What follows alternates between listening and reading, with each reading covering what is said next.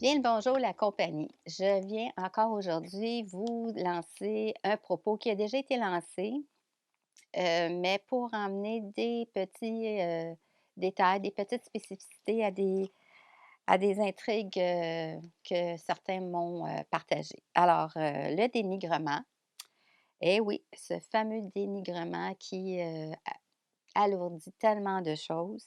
Alors simplement pour, t'aider à vérifier si tu devrais brasser la chose, à tenter de te révéler. Alors, parce que probablement il y a un dénigrement insoupçonné et bien souvent ces gens-là, hein, ils sont la victime de la vie, la victime de la société, la victime de plein de choses. Fait que pour commencer, quand que quelque chose t'est demandé ou quelque chose que tu as à faire et tu, te sens, diminué, c'est pas drôle, c'est pas le fun, comment ça se fait que, c'est juste moi qui ai à faire ça? Ça, c'est vraiment un signe qu'il y a un dénigrement dans l'individu. Alors, il est impossible de s'assumer si l'individu consent à tout envers ou contre lui-même sans se responsabiliser de ses choix d'action, voire des répercussions autant négatives que positives de ses interventions.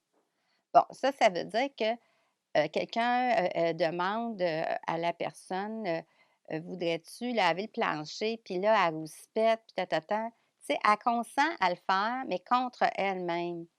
Alors, elle emmène un dénigrement encore plus profond parce qu'elle va devoir défaire ça éventuellement.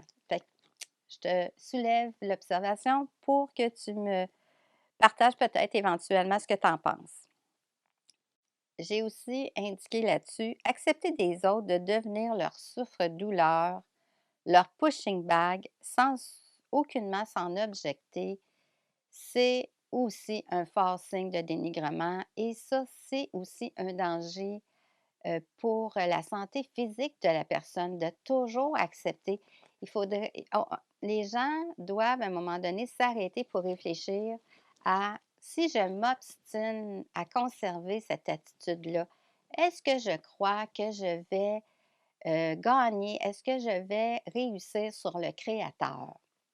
Bien, si vous avez ces observations-là, vous m'en ferez part, ça va me faire plaisir parce que moi, ce que je vois, dans les consultes ou dans mes observations, c'est que la personne, là, elle a beau s'entêter dans son ego, elle réussira jamais à être le boss du créateur.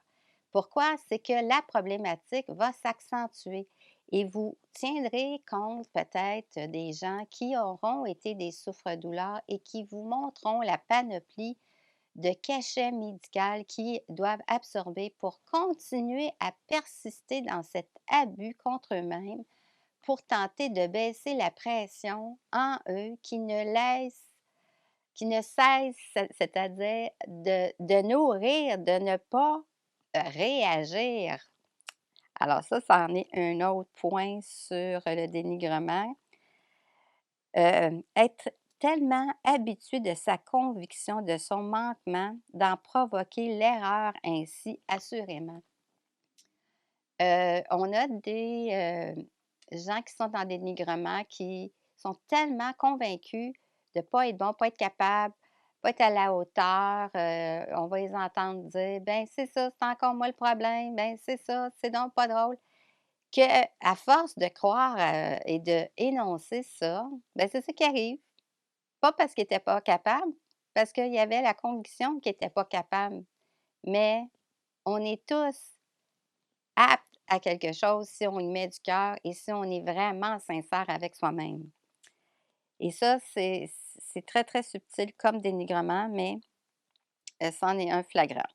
J'en ai un autre point aussi. L'individu habité d'un dénigrement par son manque et son absence en son manque d'implication renforce ainsi son incapacité à s'organiser, à s'initier, à se discipliner, nommez-les, voire même à en évaluer l'importance de rendre compte de ses obligations en sa présence auprès d'amis, de parents, de lui-même, en afficher son manque de ponctualité en piètre reflet de son être.